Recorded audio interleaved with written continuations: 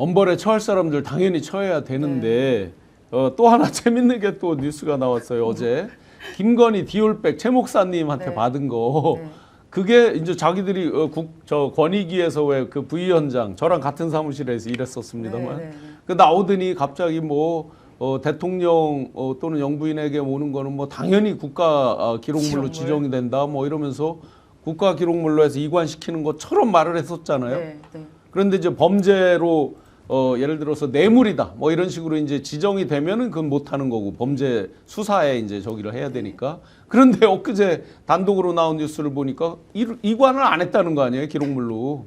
기록물로 이관해야 되는 기준들이 정확하게 있어요. 그러니까 그 당시 해명은 뭐였냐면 최재형 목사가 외국인 신분, 그러니까 미국 시민권자이기 때문에 외국인한테 받은 물품은 선물이라서 그래서 국가 기록물로 이제 뭐 된다라고 하는데 뭐 예를 들어서 최재형 목사님이 어디 무슨 어떤 해외 정상이나 정상의 배우자나 어떤 뭐 그런 분은 아니잖아요. 예. 그냥 일반인의 그냥 지인이잖아요. 김건희 씨 원래 알았던 지인. 그렇죠. 예, 그 지인이 그냥 선물 뇌물성으로 약간 갖다 준 거잖아요. 그것도 공산품을 누구나 살 수 있는 공산품. 그렇죠. 그러니까 그런 기준에 다 맞지가 않아요. 일단 기록물에 저희가 그걸 다 웃었죠. 거기서 근데 대통령실은 그런 식으로 말을 하지만 그걸 누가 믿는 사람이 있겠습니까? 그렇지만 그래 그럼 기록물인지 나중에 한번 확인해 보자라고 했는데 그때까지는 윤석열 정권이기 때문에 기록물 관리법으로 인해 현직에 있는 사람이 있었던 기록물을 볼 수가 없죠. 당연히. 근데 이제 와서 정권이 끝나서 보니까 그것도 없었다는 거 아니에요. 네. 그럼 그 당시 정진석 비서실장이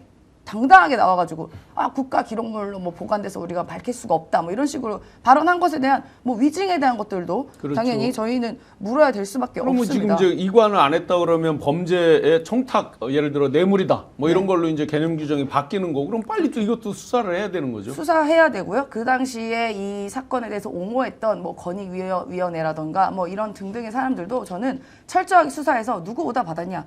혹시 비아폰으로 전화 받았니? 뭐 이런 것도 좀 수사해야 된다고 봅니다. 아니 어떻게 우리가 백화점만 살 수 있는 물건이 대통령 기록물이 돼요.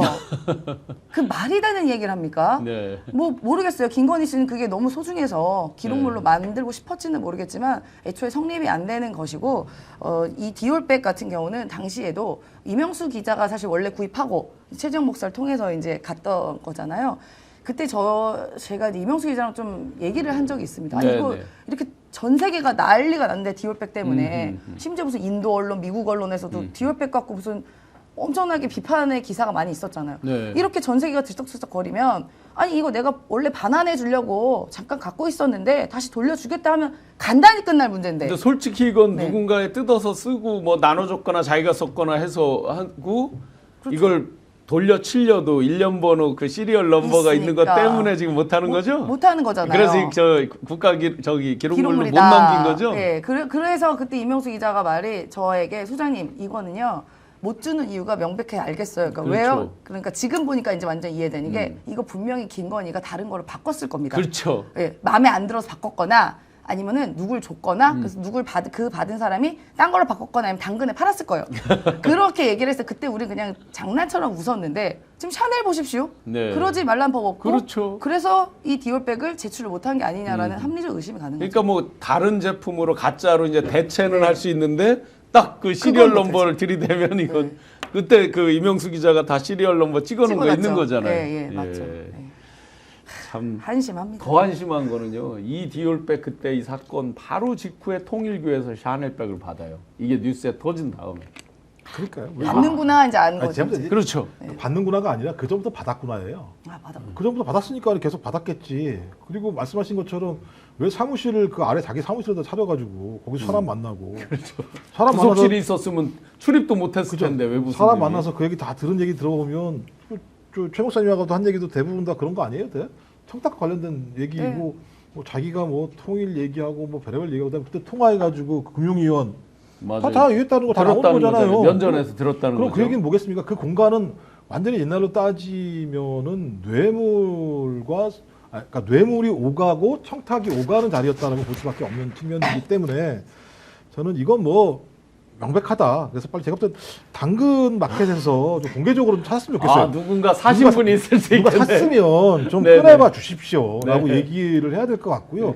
바꿔치기를 했다면 이거 디올이 가지고 있을 거잖아요. 그렇죠. 바꿔치기를 했으면 그럼 아니, 디올이든 디올은 또 누군가가 팔았겠죠. 아까 바깥쪽에서 자기가 받아가지고 팔았을 거 아닙니까? 네네. 1년 번호 리스트니까 그럼 네네. 디올이 설명하건 당근이 설명하건 아니면 누가 가지고 있으면 숨긴 자는 설명을 할 수가 없죠. 없겠죠. 숨겼을 가능성도 꽤 있겠네요. 아니 건진의 표현대로 하면 잃어버린 거죠. 잃어버린 거. 잃어버린 결심을 한 거고요. 아니, 어떻게 6천만 원짜리를 잃어버렸다고 그냥 아무 일도 아니고 뭐 600원짜리 6천원짜리도 아니고 그래? 나한테 네가 줬단 말이야? 받긴 했는데 내가 잊어버린 것 같은데라고 얘기하면 퉁치는 거예요? 이상한 건진하고 친하게 지내면서 가까이 졸졸 쫓아다니면 흘린 것만 주워도 저 야, 부자 거부예요. 재벌됩니다 지금까지. 지금 보니까 그 건진이 잃어버린 것들 있잖아요. 샤넬백, 네. 뭐 목걸이 그거 합치면 김민석 의원 재산만큼 되겠는데요. 훨씬 넘을 것 네. 같은데요. 근데 왜 관봉을 안 잊어버린 거예요? 그건 아이고. 자랑해야 되니까 과시해야 되니까. 아 정말 꿀꿀한 이런 속에서 우울증이 안 걸릴 수 있겠습니까? 하루하루 자기가 저질러 놓은 그 자기가 쌓아놓은 오물 때문에 자기가 그 오물을 다 뒤집어 쓰겠다는 거를 뻔히 알고 있는 사람 그리고 그 패밀리들이다 보니 당연히 우울증이 걸리겠죠. 그 우울증 속에 국민들은 더 우울해집니다. 뭐 처음에 아산병원 갔을 때 과호흡으로 호흡기내과를 갔다고 합니다. 저도 과호흡을 합니다. 하도 화가 나서 전 국민이 심장이 과호흡. 쿵쿵 뛰고 있습니다. 전 국민이 과거죠. 네, 너무 꿀꿀한 뉴스만 전해드렸는데 좀 전에 코스피 3천 넘었습니다. 3천이 넘었고 지금 한번 볼까요? 실시간으로 지금은 얼마가 얼마 됐나 됐을까요, 한번 진짜? 보겠습니다. 잠시 네. 코스피 왜냐하면 이게 3년 반 정도 만에 네. 사실은 3,009. 지금은 3,009.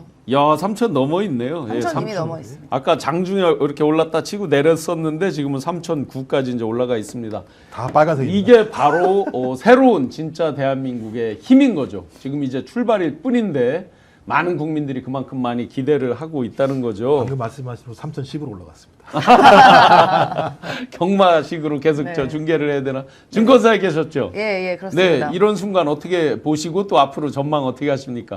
그러니까 이재명 정부에 대한 그 기대감이 오롯이 반영이 된 것이죠. 사실 이 윤석열 정권 3년 동안 우리나라 주식이 갖고 있는 펀드멘탈에 비해서 굉장히 저평가가 되어 있었어요. 네. 기업의 가치는 크게 문재인 정부 때나 윤석열 정부 때나 많이는 달라지지 않았는데 이 정권이 갖고 있는 뭐 가치라던가 앞으로의 미래 비전을 봤을 때 저평가가 분명히 되어 있었고 윤석열 정권이 너무나 불명확하고 불확실한 그 경제 정책을 갖고 있어서 당연히 기업 외국인 투자자든 국내 투자자든 투자할 요인이 없는 거죠. 네. 그래서 그 당시 우리 국내 투자자들도 야 미장으로 빠지는 건 지능순이다 할 만큼 이제 국내 주식 버리고 미장으로 가면서 시장이 좀 안 좋아졌는데요. 이재명 대표가 후보 시절부터 공언을 했습니다. 주식 시장 코스피 5천 시대를 내가 만들겠다. 그건 되게 간단하다. 상법 개정하고 뭐 주가 조작 같은 행위를 하는 그런 불공정 거래에 대해서 엄벌하고 폐가망신 정도로 조치를 해야 그리고 또 개인 투자자들을 보호하는 이런 장치만 마련되면 우리 너무나 저평가된 주식이 오를 수 있다. 5천까지 갈 수 있다라고 공언했고요. 집권하고 나서 하나씩 실현하고 있습니다. 네.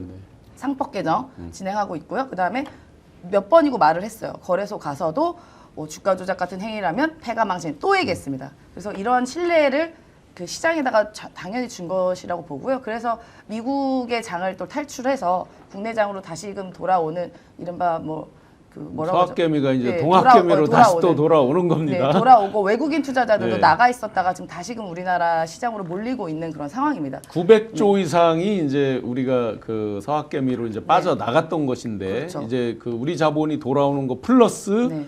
그냥 오는 게 아니라 새끼를 쳐서 외국 자본까지 같이 이제 달고 들어오는 거죠. 네, 싹 들고 들어오는 건데 그 주식이 그런 것도 분명히 이게 선행지수라고 하잖아요. 경제 선행지수인데 이 선행지수가 된 이유는 이게 심리가 반영이 된 거예요. 그렇죠. 예, 우리 소비자의 심리, 뭐 투자자의 심리, 그다음 기업의 심리들이 반영된 것이기 때문에 주식이라는 게 선행지수인데 그러한 심리들이 오롯이 반영된 겁니다. 이재명 정부에서는 내수도 어느 정도 이제 좀 올라갈 것이고 지금 당장 추경 13조 네. 2천만 원, 1인당 이제 15만 원, 25만 원 이렇게 나가는 부분들 네. 이게 이제 내수 진작 마중물을 붓고 또 네. 그게 지역 내 소비 진작 네. 상승 효과를 나타내겠죠. 그렇죠. 그 부분도 저는 분명히 반영이 됐을 거라고 보고요. 또 하나는 이제 외교를 봤습니다.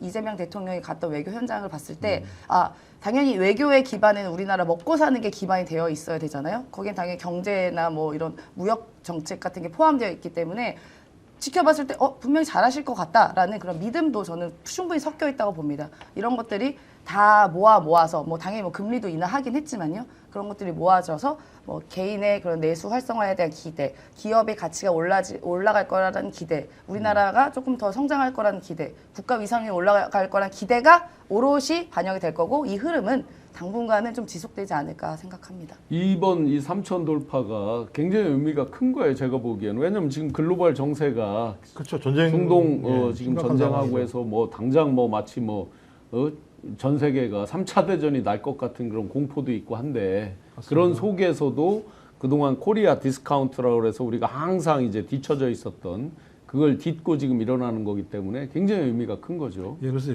코리아 디스카운트 같은 경우도 마찬가지입니다만 과거에는 우리나라가 뭐 분단된 조건 뭐 이런 것 때문이었는데 실제로 보면 제도 문제가 되게 많았더라고요. 네, 그러니까. 네. 세금을 너무 많이 부과한 팀이 꽤 있었어요. 누가 언제 했느냐 희한해요. 이명박 때도 한 거예요. 실제로. 근데 이걸 정상화시킨다고 얘기하니까 그러니까 왜냐하면 여기 들어가서 내가 돈을 많이 벌면 세금을 많이 내야 돼. 누가 들어가겠어요? 그럴 바에 부동산 들어가지. 근데 이재명 대통령이 상법 개정하겠다고 하는 명확한 인식을 주게 되고 상법 개정에 따라서 또 배당 성향 같은 경우도 더 올리겠다고 얘기를 하는 상황인데 배당 성향 문제와 관련해서 특정한 부분 같은 경우 과세 같은 경우도 유예할 수 있다는 이런 얘기들이 나오는 상황이니까 여기 투자해도 좋겠다라는 생각을 하는 거죠. 그렇다면 이런 어떤 주식시장의 투자를 통해서 내가 더 많은 이득을 얻을 수 있다라고 생각하시는 심리가 이란에 대한 어떤 이스라엘과 전쟁 상황에도 불구하고 상황 관리를 할 수 있다라고 판단하신다고. 네. 그러니까 경제 심리가 가장 중요한 거죠. 경제 그렇죠. 심리가 가장 중요한 건데 심리적으로 전쟁을 지금 이기고 있는 상황이라고 하는 것이고 지금까지 억눌려 있던 주식시장이 계속 정상화되면 말씀하신 3천에서 5천으로 올라간다는 건 적어도 2배가 되는 거지 않습니까? 네. 지금보다 그 선택을 잘 하셔야겠습니다만 뭐 다 올라가는 건 뭐 대부분 올라갑니다만 다 올라가는 건 아니니까 좀 그렇다면 국민들에게 이제는 희망이 생긴다. 그러니까 왜냐면 부동산은 너무 덩치가 커요 실제적으로. 뭐 서울에서 아파트 하나 살려면은 대출 엄청나게 끼고 해야 되는 상황인데 네. 주식시장은 죄송한 얘기입니다만 조금은 적은 돈으로도 하실 수 있는 건데 거기에 미래가 없으면 누가 투자하시겠어요? 그리고 대한민국은 가구당 그 자산 대비 지금 주식 투자 비율이 엄청 낮거든요. 그렇죠. 미국 같은 경우 70% 부동산이 정도가 우리는 부동산이 거꾸로. 거꾸로 70%이기 예, 때문에 그 포션이 조금만 늘어나도 확 올라갈 수 있는 상승 탄력성을 갖고 있죠. 그리고 주식시장이 왜 중요하냐면 돈이 유동성이 풀리면 돈 있는 사람들이 이거 가지고 부동산에다가 투자를 하게 되는데 주식시장이 화랑이게 되면 이게 분산 효과가 발생하기 때문에 과거와 다르게 유동성이 한쪽으로 흐르지 않을 수도 있는 측면이 예, 분명히 네. 있거든요. 전 그런 측면에서 한국 경제가 비정상에서 정상화로 가고 있는 중요한 시그널이다라는 네. 생각이 들어서 이제부터 좀 조금씩 가지고 계시면 투자하십시오. 투자하셔서. 네, 이렇게 뒤쪽에 우리가 희망적인 얘기 또 좀 있으면 이제 15만 원, 25만 원 네. 전 국민에게 지급이 됩니다. 네. 정말 눈물 나는 댓글은 나도 15만 원만 받고 싶다. 10%에 들어가고 싶다. 10%에 들어가고 상위 10%. 싶다. 그만큼 이제 참 오늘 방송 어떠셨습니까? 마음에 들었다면 구독, 좋아요로 스픽스를 응원해 주십시오. 여러분들의 구독, 좋아요는 가장 큰 힘이 됩니다. 스픽스 구독, 좋아요.